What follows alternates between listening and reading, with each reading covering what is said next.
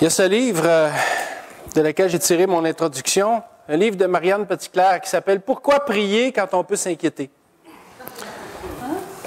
C'est un livre qui est intéressant à lire. Et dans son livre, Marianne Petitclerc raconte que quand elle était petite, elle allait jouer chez une famille chrétienne qu'elle connaissait et je vais vous lire un extrait qu'on peut lire dedans. Alors elle dit, « Nous avons eu tellement de plaisir que je n'ai pas vu le temps passer. Et pourtant, ma mère m'avait averti que je devais être de retour à la maison avant 17 heures. La connaissant, je savais que je ne devais pas arriver à 17h01. Je savais aussi que de ne pas avoir de montre n'était pas une excuse pour arriver en retard. Lorsque le téléphone a sonné, vers 17h15, j'ai sursauté en réalisant quelle heure il était. Voyant la crainte sur mon visage, la mère de la famille m'a dit d'un ton convaincu, « On va prier. » Prier, c'était pas parce que j'avais peur de déranger Dieu, mais je croyais absolument pas que je pourrais esquiver les conséquences parce qu'on priait. « Vous allez prier, lui dis-je d'un ton qui démontrait que je ne croyais pas que Dieu puisse intervenir dans une telle circonstance. « Oui, c'est ce qu'on va faire. »« Vous connaissez pas ma mère, lui répondis-je. J'oublierai jamais la réponse qu'elle m'a donnée. Tu connais pas mon Dieu. » Elle avait raison. Je ne connaissais pas encore mon Père céleste. Je ne savais pas que je devais me décharger sur lui de tous mes soucis. Je la vois encore agenouillée près de son lit, accompagnée de plusieurs de ses enfants. Moi aussi, je me suis agenouillé, mais je ne savais pas trop pourquoi. Je n'avais pas du tout la foi de croire qu'il valait la peine de présenter à Dieu une telle requête. En fait, j'étais convaincu que c'était inutile. Une seule chose me venait à la pensée. Rien, absolument rien ne pourra me sortir de ce pétrin. Rendu chez moi, c'est avec appréhension que j'ai monté les marches et ouvert la porte. « Ton souper est dans le fourneau !» dit ma mère sur un ton qui m'a étonné au plus haut point. Qu'était-il arrivé? C'est bien simple. Dieu était intervenu. Pas à cause de ma foi, mais grâce à la foi d'une femme de prière qui a laissé son empreinte dans ma vie. Prions. Seigneur Jésus, Seigneur grand Dieu, merci pour ta parole, merci pour ce passage des Écritures qu'on va voir ensemble ce matin, qui en dit tellement long. Seigneur, l'inquiétude, c'est un problème grave, récurrent, qui est un voleur de joie pour chacun de nous. Et dans les versets qu'on va voir ce matin, tu nous donnes le remède à ça. Et Seigneur, même si en théorie, ce qu'on va voir, on le sait peut-être déjà, aide-nous réellement à l'assimiler, à le comprendre, puis à être capable de le mettre en pratique dans chacune de nos vies. Que l'on soit capable de prier au lieu de s'inquiéter. Bénis, Seigneur, ta parole dans nos cœurs ce matin. Amen. Alors aujourd'hui, on continue notre étude sur l'Épître aux Philippiens. On est rendu au chapitre 4. On va voir les versets 6 à 7. Juste pour résumer un petit peu, il y a 2 semaines, on a vu avec Vincent au verset 4 que la joie du Seigneur ne dépend pas des circonstances extérieures de nos vies, mais de ce qu'il y a à l'intérieur de nous, c'est-à-dire la paix de Dieu qui découle de notre salut. C'est ça la véritable joie dans le Seigneur. Et c'est ça que Paul disait quand il disait « Réjouissez-vous », je le répète, réjouissez-vous toujours dans le Seigneur. Il voulait qu'on aille puiser cette joie qui nous donne la paix de Dieu. Cette joie que l'on retrouve auprès du Seigneur lui-même. La semaine dernière, on a vu à la fin du verset 5, on a vu tout le verset 5, mais à la fin du verset 5, on a vu cette petite mention qui dit « Le Seigneur est proche ». Et on a vu que le Seigneur est proche de 2 façons. Il l'est par son retour imminent. Hein? On sait que le Seigneur revient bientôt. Et ça doit être un encouragement pour tous les croyants. Et on a vu aussi que le Seigneur est proche, voulait dire ici dans le contexte, la proximité de Dieu avec ses enfants. Ce matin, on va voir dans les versets 6 et 7 la suite logique de ça. Donc, la joie, la proximité. Et là, on va voir que la joie du Seigneur qui est en nous,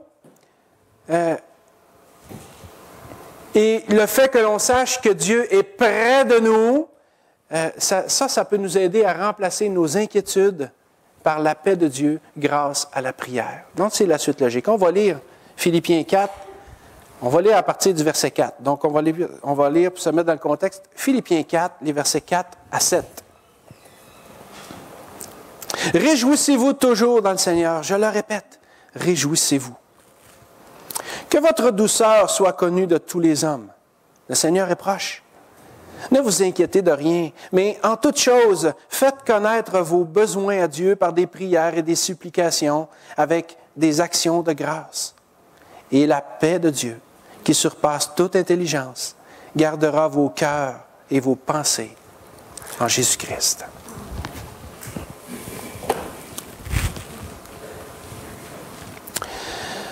Alors, le verset 6 débute par « Ne vous inquiétez de rien ». Tellement facile, hein? Tellement facile. Paul, ici, là, il n'est pas en train de dire qu'on doit fuir nos responsabilités, qu'on doit vivre dans le déni comme si nos soucis n'existaient pas. Et il n'est surtout pas en train de dire non plus qu'on doit vivre dans un excès d'optimisme ou dans la pensée positive. C'est absolument pas ça que Paul est en train de parler ici. En fait, Paul, inspiré par le Saint-Esprit toujours, est très réaliste. Paul, il sait qu'on a des sujets d'inquiétude dans notre vie. Il en avait lui-même, là. C'est quelque chose, puis c'est pas de se mettre la tête dans le sable qui va régler le problème. Paul est très, très réaliste, et il nous dit ici de ne pas laisser nos inquiétudes nous submerger. C'est l'enseignement que Paul est en train de donner ici aux Philippiens. Et il nous dit comment? C'est-à-dire en remplaçant nos inquiétudes par la prière. Et Paul savait de quoi il parlait. Vous savez, l'apôtre Paul avait son lot de problèmes, lui aussi, là. Hein? Des fois, on idéalise peut-être un peu, dire, oui, mais là, l'apôtre Paul, lui, c'est le théologien d'Église. Paul avait... si vous lisez le livre des Actes, là, et toutes les épîtres, vous allez voir que Paul, des soucis, il y en a eu. Pas à peu près. Il nous parle de tous les soucis que les églises lui donnent sans cesse. Dans 2 Corinthiens, par exemple, on le voit défendre son ministère contre les accusations des faux docteurs qui essaient de le dénigrer. Puis ensuite, il a fait naufrage, il a été fouetté, il a été injustement mal... Paul, il a eu son lot de soucis, là. Alors, quand il parle de ne pas s'inquiéter, là, il y a quelque chose de bien précis en tête. Puis, il ne fuit pas ses problèmes ni ses responsabilités. Au contraire, loin de là.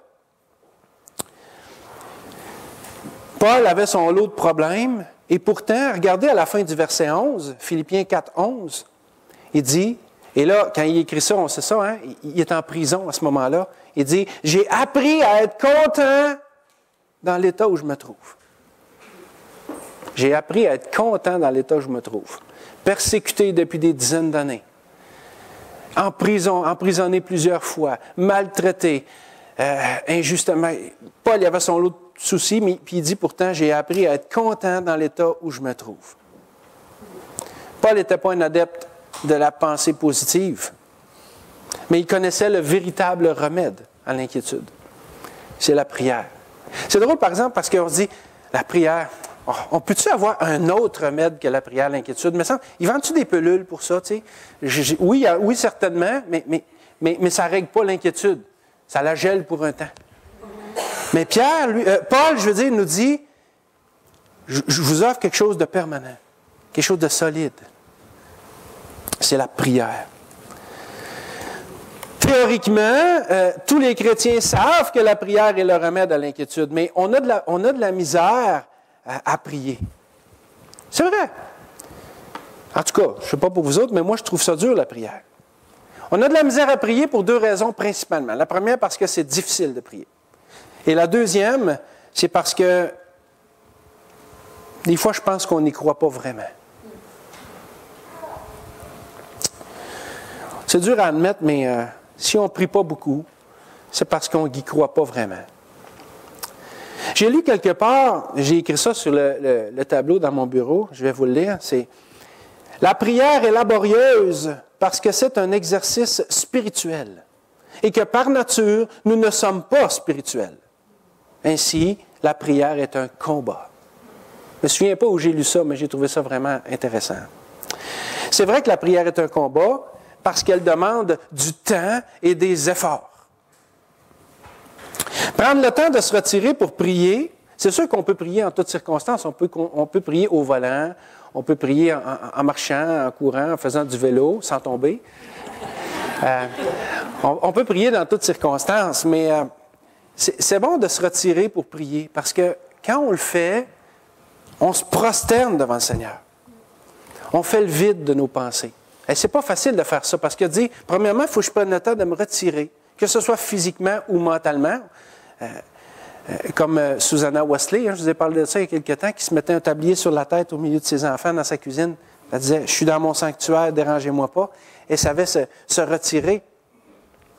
Il faut savoir se retirer, mais il faut aussi être capable de faire le vide de nos pensées pour se concentrer sur Dieu. Et ça, c'est pas facile. Parce qu'on a toujours des 1000 affaires qui se bousculent. Ah, j'ai ça à faire, il ne faut pas que j'oublie d'appeler telle personne, j'ai ça à aller, il faut que je remette ce devoir-là, j'ai tel client à rappeler. Il y a 1000 affaires qui peuvent nous passer par la tête. Se disposer à parler à Dieu et à le laisser nous parler de façon tranquille, c'est difficile. Et si vous ne trouvez pas ça difficile, tant mieux. Mais c'est certainement parce que vous l'exercez depuis un bout de temps, puis vous avez appris. Parce qu'à la base, c'est difficile. Mais c'est possible. C'est possible. Je ne veux pas être défaitiste. Je fais juste relever la réalité, mais il faut tendre à ça. Et plus qu'on pratique, moins c'est difficile. C'est comme dans n'importe quoi. Alors, c'est difficile de prier parce que c'est un acte spirituel et que par nature, nous ne sommes pas spirituels. Mais c'est en combattant dans la prière, c'est en persévérant dans la prière qu'on va y arriver et que Dieu va nous accorder des victoires spirituelles. Dans son commentaire sur le livre de l'Épître, je recommence. Dans son commentaire sur le livre de Néhémie, l'auteur Cyril Barber a écrit ceci. Je le lis sur... Par la prière, nous pouvons mettre en mouvement la puissance de Dieu. Car dans la prière, nous demandons à Dieu d'accomplir ce que nous ne pouvons faire. Je trouvais ça intéressant. Est-ce qu'on croit ça, que la prière met en action la puissance de Dieu? Croyez-vous ça? Parce que si on le croit vraiment, pourquoi on ne prie pas plus? Vous savez, les réunions de prière de l'Église là, ne sont pas les réunions les plus populaires. Pourtant, on est tous d'accord que la prière met en action la puissance de Dieu. Alors, si on ne prie pas, c'est parce que la prière est un combat et qu'elle demande du temps et des efforts, mais aussi parce qu'on a de la misère des fois à croire que Dieu peut répondre. C'est drôle quand même parce que si ma voiture brise, là, bon, elle ne brise pas parce que c'est une Toyota, mais mettons qu'elle briserait. Mettons qu'elle briserait, j'irai au garage parce que je sais que c'est là que ça va répondre à mon besoin et j'y vais avec confiance. Je vais plutôt être inquiet du prix que ça va coûter, parce que c'est une Toyota. Mais, bref. C'est la même chose avec le dentiste. Si j'ai mal aux dents, je vais aller chez le dentiste avec confiance. Encore là, je vais m'inquiéter de ce que ça coûte. Mais avec Dieu, là, on est en pleine confiance, puis ça ne coûte rien. Ça ne coûte rien. Pourquoi est-ce qu'on hésite quand on a des besoins? On sait qu'on devrait prier, mais on ne le fait pas. On est drôlement fait pareil. Est-ce que vous connaissez George Muller? J'ai un livre ici qui s'appelle « L'audace de la foi ». Je vous invite à le lire si vous n'avez pas lu ce livre-là. C'est vraiment très bon. Allez voir Joanne pour les livres. Si ça vous intéresse, ça va vous aider là-dessus. George Muller, c'était un homme de Dieu qui a vécu au 19e siècle et qui était reconnu pour sa foi. Quand on parle de George Muller, on pense souvent à ses orphelinats où, il a nourri des milliers et des milliers d'enfants pendant des dizaines d'années par la foi. Et c'est vraiment extraordinaire. On lit ça, puis ça semble, tu dis, wow, comment est-ce qu'une chose de même peut arriver? George Muller était un homme de foi extraordinaire. Et je vais vous lire ici un extrait de sa biographie intitulée, comme je l'ai dit, « L'audace de la foi ». Durant un voyage en Amérique, le navire se trouve pris dans un brouillard épais aux environs de Terre-Neuve. Les jours passent, le bateau n'avance plus. Alors George Muller va trouver le capitaine. « Capitaine, je suis venu vous avertir que je dois être à Québec samedi après-midi. » « Impossible, répondit le capitaine. « Si votre bateau ne peut m'y amener, répond George Muller, Dieu trouvera un autre moyen. Descendez avec moi, on va prier. » « Mais, Monsieur Miller, avez-vous vu l'intensité de ce brouillard? » Miller répondit, « Je ne regarde pas au brouillard, mais à Dieu qui contrôle le brouillard aussi bien que toutes les circonstances de ma vie. »« Seigneur, pria-t-il, si tu veux, enlève ce brouillard en 5 minutes. » Le capitaine voulut prier à son tour, mais Miller lui mit la main sur l'épaule et dit, « C'est pas la peine. D'abord, parce que vous ne croyez pas que Dieu le fera. Ensuite, je crois qu'il l'a déjà fait. Ouvrez la porte, capitaine, et vous verrez qu'il n'y a plus de brouillard. » Effectivement, toute trace de brouillard avait disparu. Est-ce qu'on croit que Dieu peut répondre aux prières? Vous croyez ça? Maintenant, est-ce que vous croyez que Dieu répond juste aux prières des autres? Ça commence à être plus, hein? Parce que, vous savez, on a le même Dieu. La prière, c'est la prière, ça nous concerne tous. On est ses enfants. Pourquoi est-ce que Dieu répond plus aux prières des autres que des nôtres? Mais encore là, je dis pourquoi. Ce n'est pas une affirmation que je fais. C'est souvent ce qu'on a l'impression que c'est. Parce que si on regarde dans nos propres vies, là, on est obligé de reconnaître que Dieu répond à nos prières. Mais c'est toujours plus beau dans le cours du voisin. Mais Dieu répond à toutes nos prières. Et vous savez, si on ne croit pas que Dieu, il répond à toutes nos prières, il ne répond pas toujours comme nous on voudrait. Là. Hein? Des fois, on sait qu'il y a 3 façons de répondre. Il répond oui, il répond non, ou il répond attends. Mais il répond à sa façon, puis en son temps. Puis des fois, on dit, Dieu répond à la dernière minute. Dieu ne répond jamais à la dernière minute. Dieu répond toujours en son temps. Au temps propice, au temps idéal. Nous, pour nous, c'est la dernière minute. Mais pour Dieu, là, c'est le temps idéal. L'Ecclésiaste nous dit que Dieu fait toutes choses belles en son temps. Alors, est-ce qu'on croit que Dieu peut répondre aux prières? Parce que si on n'y croit pas, on va rester submergé par le brouillard de nos inquiétudes, nous aussi. Puis ça va nous empêcher d'avancer. Quand Paul dit ici au verset 6, « Ne vous inquiétez de rien », il veut exprimer l'idée qu'au lieu de céder à la panique devant nos problèmes, on doit s'en remettre à Dieu. Et Paul n'est pas le seul qui pense comme ça. Le psalmiste, dans le psaume 55, 23, nous dit, « Remets ton sort à l'Éternel et il te soutiendra. » Remets ton sort à l'Éternel et il te soutiendra. Et Pierre, l'apôtre Pierre nous dit en 1 Pierre 5, 7, « Déchargez-vous sur lui de tous vos soucis, car lui-même prend soin de vous. » Et Gérard nous a parlé ce matin de ce texte de Matthieu 6, 25 à 34, qui en dit beaucoup aussi là-dessus. Hein? Le Seigneur avait encouragé lui-même ses disciples à ne pas s'inquiéter, parce que leur Père céleste, qui nourrissait les oiseaux et ornait l'herbe des champs, connaissait leurs besoins parfaitement. Et il était parfaitement capable d'y pourvoir. Et de la même manière, l'apôtre Paul ici nous déclare au verset 6, « Ne vous inquiétez de rien, mais en toute chose, faites connaître vos besoins à Dieu par des prières et des supplications, avec des actions de grâce. » Ce qu'il faut réaliser, là, c'est que si nos inquiétudes ne peuvent rien changer à la situation, Dieu, lui, le peut. Parce que Dieu est tout-puissant. Et parce que Dieu est tout-puissant, il sera toujours plus grand que le plus grand de nos problèmes. Alors faisons appel à lui avec confiance. Si on ne peut pas faire confiance à Dieu, à qui on va faire confiance? En plus de ça, la prière nous aide à grandir dans la foi. Vous savez, des fois, si on se dit, « Ah, je ne sais pas, j'aimerais ça avoir plus de foi, j'aimerais ça que Dieu augmente ma foi », bien, priez plus. La prière nous aide à augmenter la foi parce que la prière nous approche de Dieu. La prière nous fait vivre quelque chose d'intime avec Dieu, quelque chose de vrai. Alors la prière nous approche de Dieu. Après avoir raconté ses inquiétudes et présenté ses demandes à Dieu, David va nous dire ceci dans le psaume 116.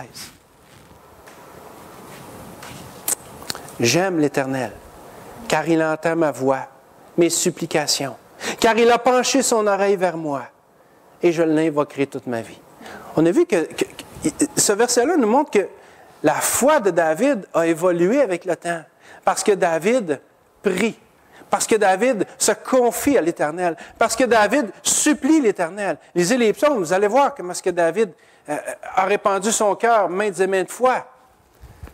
On voit même dans certains psaumes d'imprécation où David souhaite du malheur à ses ennemis et d'autres psalmistes le font. Il y a une proximité avec Dieu, il y a une intimité avec Dieu, des fois qui est là, qui nous permet de dire à Dieu n'importe quoi. Tout ce qu'il y a sur notre cœur. Absolument tout. Allez pas penser qu'il y a quelque chose que vous ne pouvez pas dire à Dieu. Parce que déjà que vous le pensez, il le sait. Alors, n'ayons pas peur d'aller à lui et de tout lui dire. Puis plus qu'on va prier, plus que notre foi va augmenter. Parce qu'on va être fortifié par la prière. Parce qu'on va voir Dieu agir dans notre vie. Parce qu'on va voir Dieu agir dans la vie des autres. Parce qu'on va comprendre davantage qu'est-ce que c'est que la relation avec Dieu. Ça passe par la prière. Si vous voulez que votre foi augmente, priez plus. Priez plus.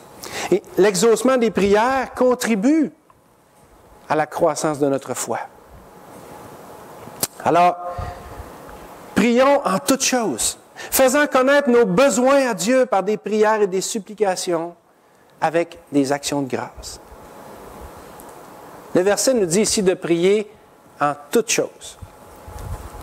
Dieu ne s'intéresse pas seulement, vous savez, aux aspects qu'on pourrait appeler religieux de notre vie.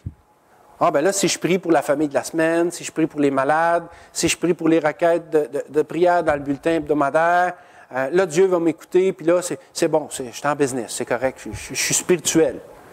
Mais si je prie pour mes tracas de tous les jours, pour mes devoirs à l'école, pour mes tracas au travail, ou pour n'importe quoi, où je m'en vais à la chasse à l'orignal bientôt, si je prie pour que Dieu me donne mon orignal, est-ce que c'est spirituel? Est-ce qu'on fait une catégorie dans notre tête du droit ou de ce qui est correct ou fait ou politiquement correct de prier de ce qui n'est pas? Parce que des fois, là, j'ai l'impression que on catégorise, merci, tout ça ensemble. Tu sais, on peut être un peu cartésien. On met ça dans cette case-là, on met ça dans cette colonne-là, c'est comme ça que ça marche. Puis la prière, c'est pas nécessairement ça. Dieu s'intéresse à tous les domaines de notre vie, à tous les aspects de notre vie, sans exception. Dieu n'est pas un Dieu religieux. C'est un Dieu personnel. Il veut qu'on n'ait pas une relation religieuse avec lui, mais une relation personnelle avec lui. Alors, il s'intéresse à tous les domaines de notre vie, sans exception. La Bible nous dit de prier en toutes choses, que ce soit spirituel ou non. Mais c'est drôle à dire parce que de toute façon, si vous priez, vous êtes en train de faire quelque chose de spirituel. Alors, peu importe le motif de votre prière, ça devient spirituel. Parce que la prière est un acte spirituel. Et Dieu s'intéresse à tous les domaines de notre vie, les petites choses ou les grandes choses. Oui, mais je ne peux pas prier juste pour ça, là, mal déranger. Mais oui, mal déranger Dieu. On peut-tu vraiment déranger Dieu? Si on pouvait le déranger, il ne serait pas tout puissant. Il ne serait pas omniprésent. Il ne serait pas omniscient. Parce qu'il y aurait une limite en quelque part, là. Une limite de temps, une limite de... Ah, un peu, là, c'est parce que là, il y en a 8000 qui me demandent de gagner à 6,49 juste à Rouen à soir. Il y en a... Est-ce qu'on peut vraiment déranger Dieu? Non, on ne peut pas déranger Dieu. N'hésitons pas à prier.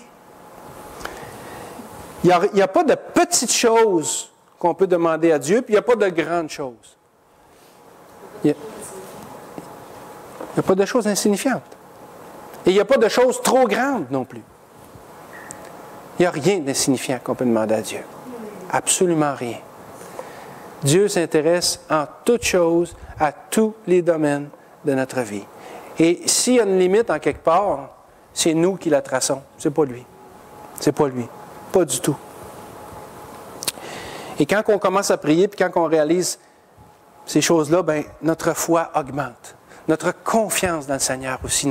Puis notre relation avec lui, ça transforme par la force des choses. Le verset nous dit aussi de faire connaître nos besoins à Dieu. Nos besoins, c'est plus des requêtes spécifiques que nous avons.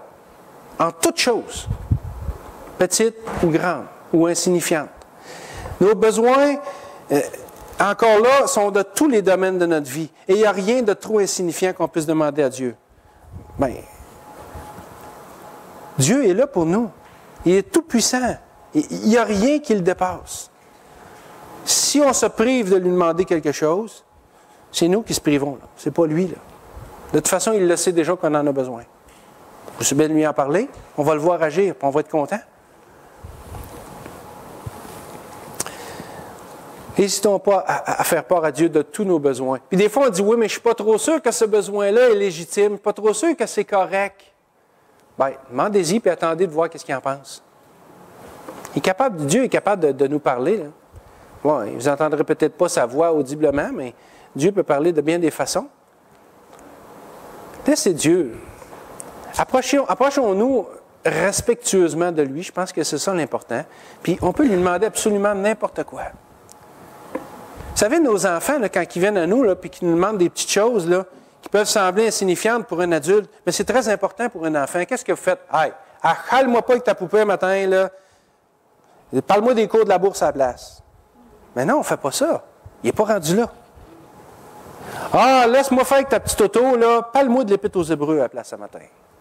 Mais non, on ne fait pas ça. Notre petit enfant de 2 ans, 3 ans, lui, il nous parle de ce qu'il vit, de ce qui est à sa portée, de ce qui est dans sa vie présentement. Puis en tant que parents, ça nous intéresse. Puis on ne trouve pas ça insignifiant. Puis même si on trouve ça insignifiant, on va te donner de l'attention quand même. Imaginez comment est-ce que Dieu, lui, peut agir avec nous. Lui qui est parfait. Il n'y a rien qu'on puisse demander à Dieu, qu'on ne puisse pas demander à Dieu. Absolument rien. Aucun besoin, aucune requête. Et on doit le faire en toutes choses. En tout cas, c'est ce que la parole de Dieu nous dit. Le verset nous dit aussi de faire connaître nos besoins à Dieu par des prières et des supplications. C'est sûr que si vous envoyez une lettre à Dieu, comme au Père Noël, c'est peut-être pas la meilleure façon. Donc, c'est la prière. La prière, c'est notre façon de parler à Dieu. Des fois, on dit, j'ai déjà entendu, j'ai déjà dit cette expression-là, mais je ne suis plus nécessairement d'accord avec ça aujourd'hui. Là. Dit, par la prière, on parle à Dieu et par sa parole, il nous répond. Bon, c'est pas faux, c'est vrai. Sauf que par la prière, Dieu peut nous répondre aussi. Quand on sait écouter, on peut entendre sa voix. On peut l'entendre audiblement, ça m'est déjà arrivé. Mais on peut avoir une impression, on peut avoir une conviction. Il y a toutes sortes de façons, là. Dieu, c'est Dieu, puis il fait ce qu'il veut, quand il veut, comme il veut, où qu'il veut, là. Mais la prière, là, on parle à Dieu, mais par la prière, Dieu nous parle aussi parfois. Et quand on dit « il ne nous parle pas », mais c'est parce qu'on n'écoute peut-être pas. Je ne suis pas en train de dire qu'il doit nous répondre à chaque fois. C'est à lui que ça appartient. Mais des fois, si on n'entend pas sa réponse, c'est parce qu'on n'écoute pas. Moi, en tout cas, ça m'arrive des fois, puis je travaille là-dessus, mais tu sais, je prie, c'est comme « Ah là, Seigneur, je te dis ça, bon, OK, là, il faut que j'aille travailler. » Dieu pourrait me dire « Ouais, mais tu attends ma réponse, mais t'es parti. Tu ne m'as même pas laissé le temps. Tu t'en vas où? Tu me demandes de quoi, puis tu t'en vas. Attends, on est pressé. On est pressé. On voudrait que Dieu réponde avant, tout de suite. Des fois, il faut savoir attendre la réponse de Dieu, dans le calme. Dans le calme, dans la tranquillité. Les supplications, c'est bien plus que des prières. Les supplications impliquent de prier avec intensité et passion. C'est correct de le faire, puis il faut apprendre à le faire si on ne le fait pas. Il faut apprendre à le faire. On est capable de supplier quelqu'un pour n'importe quelle raison, de dire non, je t'en prie, fais pas ça, je t'en supplie, va pas là, ou je ne sais pas trop. Pourquoi est-ce qu'on hésite de le faire à Dieu? Parce que peut-être que des fois, on a l'impression de forcer la main au Seigneur. Pensez-vous que le Seigneur ne le sait pas? Pensez-vous que le Seigneur ne sait pas qu'est-ce qu'il y a sur notre cœur et les sentiments que l'on ressent? Bien sûr qu'il le sait. Laissons aller cette relation intime avec lui. Laissons-la couler. Seigneur, je t'en supplie, là. Peut-être que je me trompe de te demander ça. Peut-être que je n'ai pas raison de te demander ça, mais montre-moi-les plus tard. Mais pour l'instant, là, je suis juste perdu, Seigneur. Je suis juste inquiet. J'ai juste peur. Je suis juste anxieux. Moi, disons-lui au Seigneur qu'est-ce qu'on a sur le cœur. Répandons notre âme devant lui. Le Seigneur Jésus l'a fait à Gethsémani avec son Père.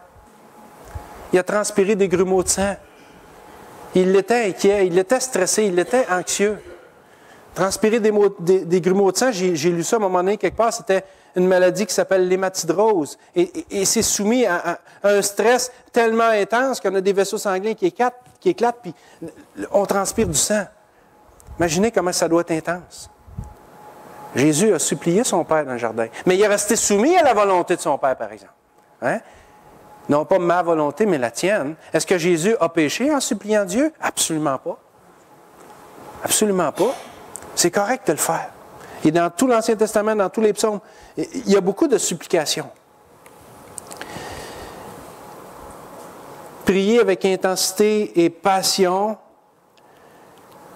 c'est correct de le faire. Ça se fait. Puis, quand on est inquiet, surtout là, ça se fait de façon un peu plus naturelle. On est stressé, on a perdu nos repères, on est angoissé. Et c'est plus facile de prier avec intensité et passion dans ce moment-là. Il faut le faire. Vous savez, quand on a ce sentiment d'être privé de quelque chose qu'on veut garder, quelque chose qu'on a peur de perdre, quelque chose ou quelqu'un, peu importe ce que c'est, n'ayons pas peur de supplier le Seigneur dans nos prières. Peu importe la cause de notre besoin, peu importe la cause de notre manque, apportons-le au Seigneur avec intensité, passion, mais aussi avec assurance. Avec assurance, sachant que Dieu nous entend et qu'il peut nous secourir. L'auteur de l'Épître aux Hébreux nous dit ceci, en Hébreux 4,16. « Approchons-nous donc avec assurance du trône de la grâce, afin d'obtenir miséricorde et de trouver grâce pour être secourus dans nos besoins. » Il y a de la supplication là-dedans. Approchons-nous donc avec assurance. N'ayez pas peur de le faire. Afin d'obtenir miséricorde et de trouver grâce pour être secourus dans nos besoins. C'est quelque chose de légitime, c'est quelque chose de naturel. N'ayons pas peur de faire ça. Ça fait partie de notre relation avec le Seigneur. Vous trouvez que votre foi n'est pas assez grande? Priez. Priez, suppliez, approchez-vous davantage du trône de la grâce, puis la foi va augmenter. Puis vous savez, quand on prie, là, le texte nous dit qu'on doit le faire avec action de grâce. Avec action de grâce, c'est-à-dire avec une attitude de reconnaissance envers Dieu. Pas une attitude de « tu me dois ça ». « Seigneur, faut que tu répondes ». Non, mais c'est moi qui te parle. C'est quand même moi. C'est pas ça. Si c'est ça, là, on n'est pas bien parti. C'est vraiment avec une attitude humble et de reconnaissance. Soyons reconnaissants parce que nous avons, premièrement, ce libre accès au trône de la grâce dont l'auteur de l'Épître aux Hébreux nous parle. On a un libre accès au trône du roi des rois, du Seigneur des seigneurs. C'est quelque chose de vraiment extraordinaire, ça. Vous savez, dans le passé, puis on le voit même dans l'Ancien Testament, dans le livre d'Esther, par exemple, où la reine elle-même, la reine Esther, voulait se présenter devant le roi pour lui apporter une requête, et c'est au péril de sa vie qu'elle l'a fait. Parce que quelqu'un ne pouvait pas se présenter devant le roi des Mèdes et des Perses comme ça. « Hey, roi! Minute, j'ai affaire à toi! » C'était fini, là. On n'agit pas comme ça devant le roi, là. Même la reine ne pouvait pas faire ça. Elle a pris une chance au péril de sa vie de se présenter dans la salle du trône. Et là, si le roi avait été de mauvaise humeur, puis avait dit « Hey, t'as pas d'affaire ici », c'était fini. Même la reine mourait. Lisez le livre d'Esther, vous allez voir. Et on voit ça à quelques reprises. Mais le roi des rois, lui, le Seigneur des seigneurs, Dieu lui-même, nous donne un libre accès. Il nous dit, approchons-nous donc avec assurance. On ne sera jamais rejeté de sa présence. On n'aura jamais une requête trop petite, trop insignifiante pour qu'il ne nous écoute pas. Non, non, allons-y avec assurance au trône de la grâce. On a un privilège extraordinaire, incroyable. Soyons reconnaissants pour ça. Soyons reconnaissants parce que, comme un enfant qui court se réfugier dans les bras de son papa, notre Père céleste nous écoute et considère chacune de nos prières. Je suis dans les bras de son papa. Ça peut être dans les bras d'une maman aussi, là. C'est la même chose. Hein? Un enfant qui vient vous voir en tant que parent, en tant que maman, en tant que papa, puis il a de la peine, il pleure, puis il court. Là. Elle vous dit, hey, toi, là, je viendrai me voir à mon break. Mais non. Qu'est-ce qu'il y a, mon petit? Qu'est-ce qu'il y a, ma petite? On le prend, puis on est. Mais si nous, on est capable d'agir bien comme ça avec nos enfants, imaginez Dieu. Soyons reconnaissants pour ça. Que Dieu est toujours disposé à nous écouter et à considérer ce qu'on lui demande. Soyons reconnaissants parce que peu importe ce qu'on a à lui dire, il va nous écouter. Il n'y a pas de protocole avec lui. Il n'y a pas de formulaire à remplir là, à 3 exemplaires puis à envoyer ici parce que ça finit plus. Non, non, c'est simple, c'est facile. Puis il nous écoute tout le temps. Soyons reconnaissants pour la sécurité aussi que Dieu nous promet. Romains 8, 31. Hein? Si Dieu est pour nous, qui sera contre nous? Ça nous permet toujours de dire, cette sécurité-là, comme un enfant dans la cour d'école, à qui, mettons, qui pourrait se faire achaler par les autres ou qui sont un peu en compétition. « Hey, mon père est plus fort que le tien. » Bien oui, on peut dire ça nous autres aussi. Parce que notre Papa Céleste est plus fort que tous les autres. Hein? Mon Père est plus fort que le tien. C'est rassurant, ça. Soyons reconnaissants pour ça. Que notre Dieu, notre Papa Céleste, nous offre sa sécurité. Il nous entoure, par devant, par derrière, de ses bras, tout le temps.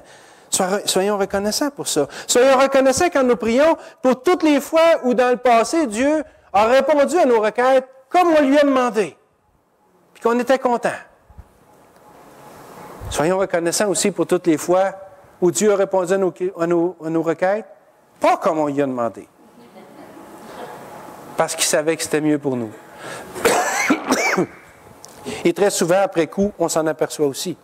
Soyons reconnaissants pour ça. Soyons reconnaissants à chaque jour. À chaque jour, parce qu'à la croix du Calvaire, Jésus a pris notre place pour faire retomber sur lui la colère de Dieu afin que nous puissions être sauvés. Vous ne savez pas pourquoi être reconnaissant? Priez chaque jour pour votre salut. Commencez par ça. En plus de ça, quand on prie avec action de grâce, ça nous aide à être préservés de l'ingratitude. Facile, vous savez, de prendre des choses pour acquis. Mais je pense que quand on prie avec action de grâce, ça nous garde un peu plus terre à terre, un peu plus humble. De moins prendre Dieu pour acquis. C'est de la gratitude. Tellement souvent, on est concentré sur nos désirs, sur nos besoins non comblés, qu'on oublie l'abondance de bénédiction par laquelle Dieu nous comble chaque jour. Oh, mais Seigneur, moi, mais là, c'est ça que je vis, puis là, je te demande ça, puis c'est intense, là. Mais quand on dit, oui, on panique, on peut paniquer, on met ça devant le Seigneur, on le prie avec des supplications, c'est correct. Mais à un moment donné, là, je pense qu'il vient un temps dans la prière où il faut dire, OK, ça c'est là, je l'ai mis là, mais je vais me souvenir aussi, Seigneur, de toutes les fois où tu m'as béni. Ah, merci Seigneur, parce que cette journée-là, tu as répondu comme ça. Ah, merci Seigneur pour cette fois-là où tu as fait ça. Merci Seigneur où je t'ai vu faire dans la vie de telle personne. Et là, ces actions de grâce-là changent notre attitude. Notre inquiétude, le brouillard se dissipe un peu. Les inquiétudes ne partent pas totalement, mais on a cette assurance. On a ce réconfort de savoir que Dieu est là, qu'il nous protège, qu'on est en sécurité dans ses bras, etc.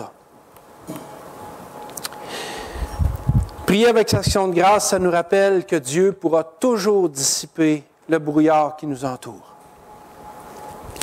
Puis vous savez, quand notre côté charnel, quand nos pensées humaines, notre cœur humain voudra nous dire « As-tu vu tes problèmes? » Notre côté spirituel pourra répondre « As-tu vu mon Dieu? » Même si c'est une lutte que nous avons, en dedans de nous-mêmes, l'un envers l'autre, c'est quand même quelque chose de très vrai. Alors, en terminant ce point-là, on pourrait paraphraser le verset 6 ici par « Au lieu de vous inquiéter, priez pour toutes choses et soyez reconnaissants pour toutes choses. » Deuxième point.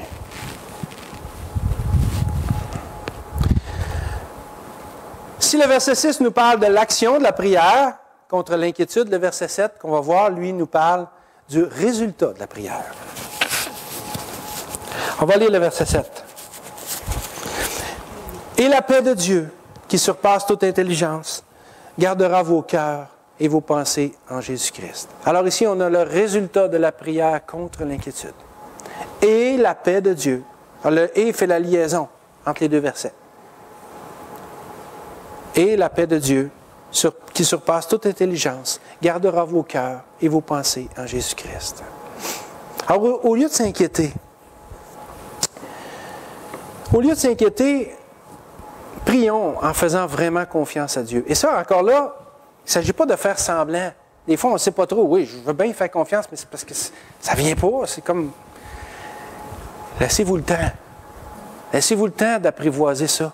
Laissez-vous le temps de rentrer dans cette intimité-là, dans ce mécanisme-là de relation avec Dieu. Ça prend du temps, ces affaires-là. Tant mieux si c'est venu, si ça vient comme ça, mais c'est pas... Sentez-vous pas mal parce que ça ne vient pas tout de suite.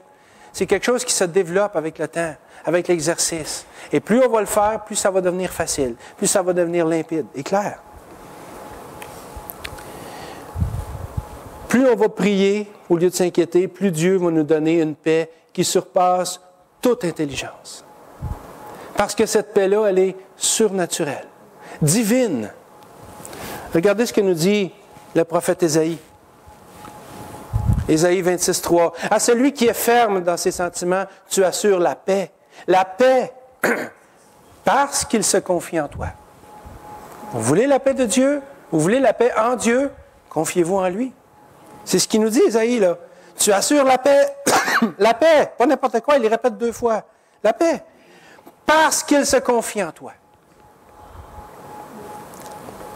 L'origine de la paix véritable, elle est en Dieu seulement. Et c'est pour ça qu'elle surpasse toute intelligence. C'est pour ça qu'elle surpasse tout raisonnement humain. Parce que cette paix-là n'est pas de ce monde. Elle vient de Dieu. Et pour l'avoir, il faut aller la chercher auprès de Dieu. Mais il faut y aller. Il faut y aller. On a en plus un libre accès. Et il nous dit, l'auteur de l'Épître aux Hébreux, allez-y avec assurance.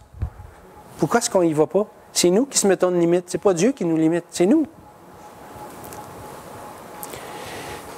Vous savez, la paix de Dieu, par exemple, il ne faut pas tomber dans l'autre extrême. La paix de Dieu ne garantit pas que l'épreuve va nous être enlevée.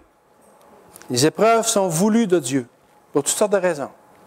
Et Dieu ne nous enlève pas nécessairement nos épreuves. Alors, il peut le faire, mais il ne garantit pas qu'il nous enlève l'épreuve. Il n'a jamais promis ça.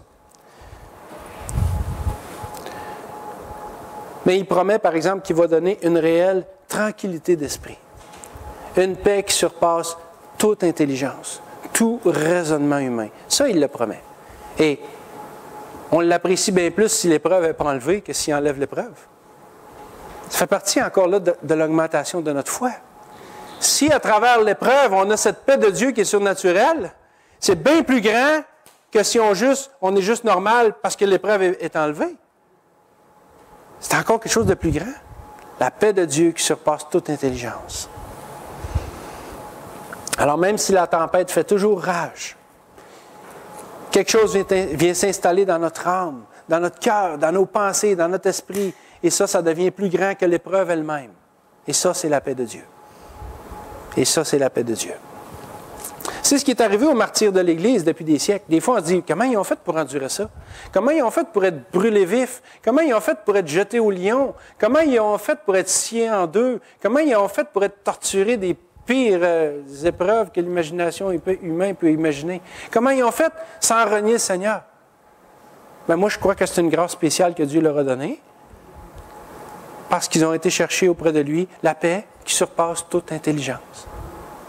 Dieu ne les a pas enlevés de leur épreuve, mais il leur a donné la paix à travers l'épreuve. Et c'est encore plus grand. La preuve, c'est qu'on en parle encore aujourd'hui.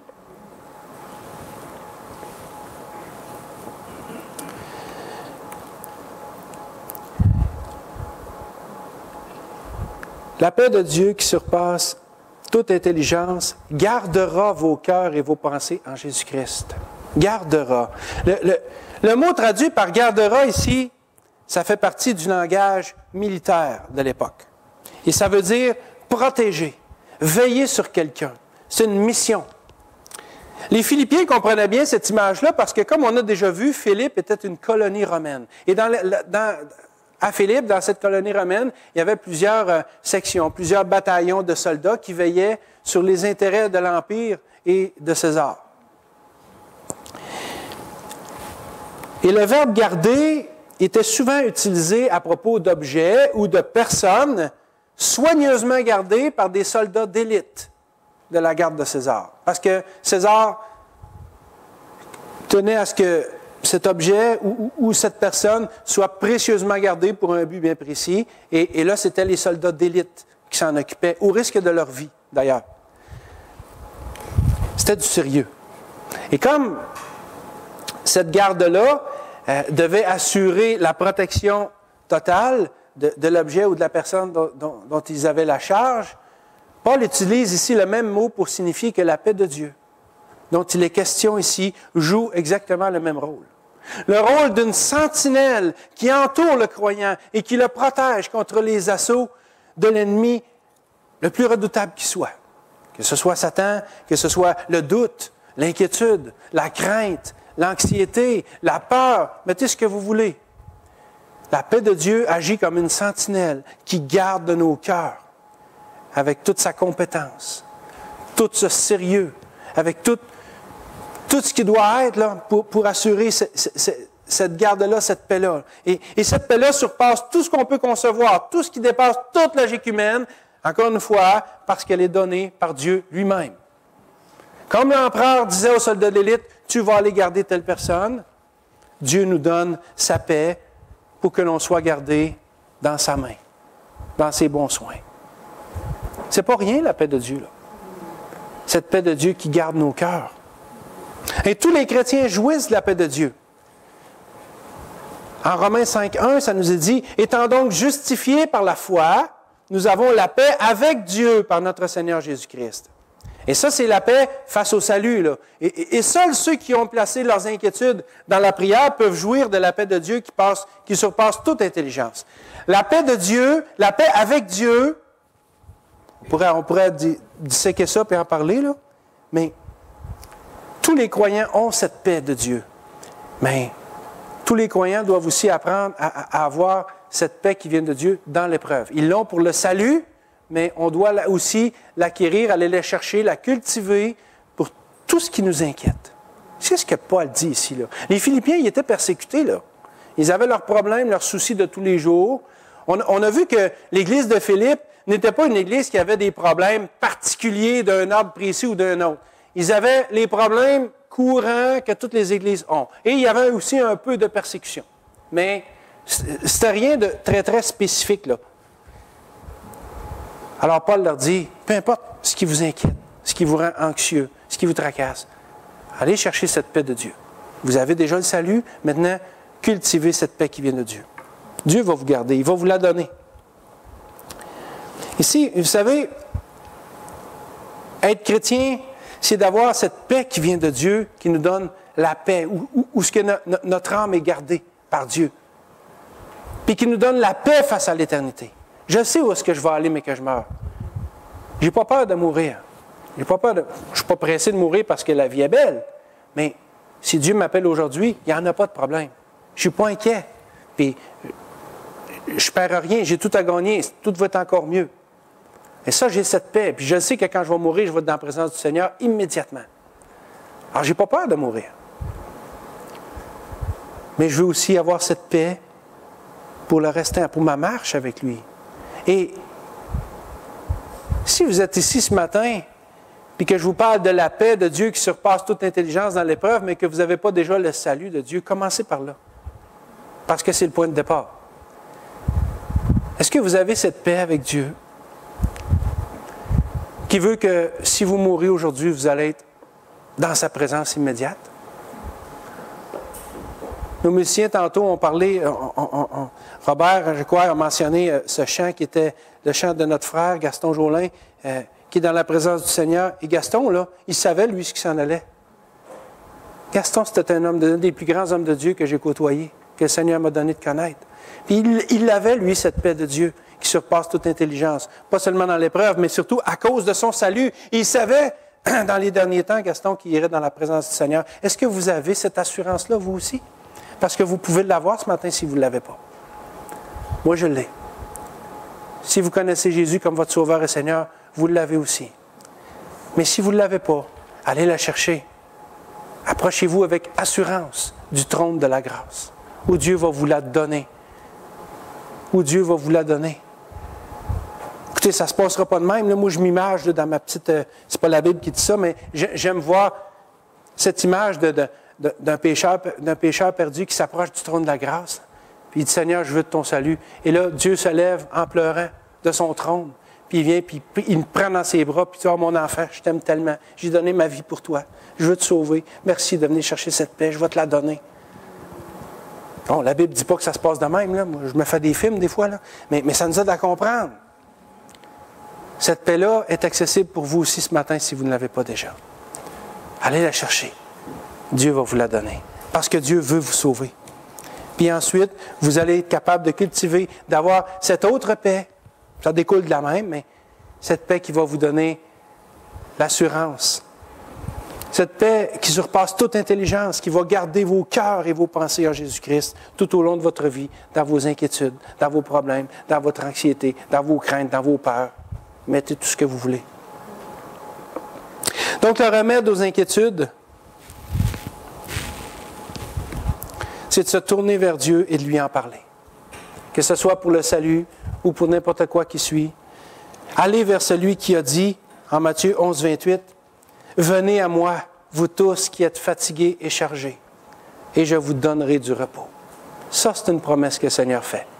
Le Seigneur n'a pas dit, « Venez à moi, je vais vous enlever votre accord. » Il dit, « Venez à moi, vous tous qui êtes fatigués et chargés, et je vous donnerai du repos. » C'est la paix de Dieu.